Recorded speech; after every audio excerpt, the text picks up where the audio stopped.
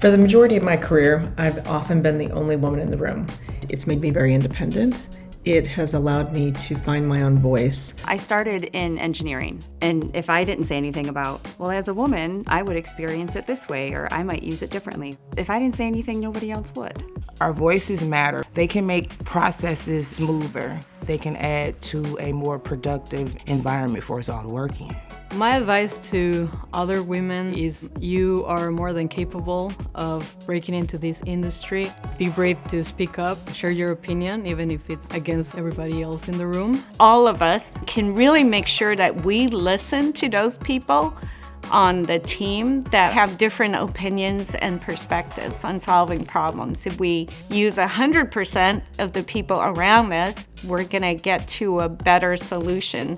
I think some of the things that people can do is really provide an inclusive workspace. Listen, be an active listener to all of the diverse voices within your team.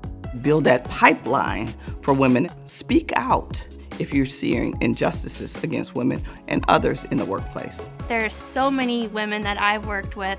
How cool is that? That there's so many women that I've worked with that are so smart, are so passionate, are so kind, and make the product what it is today.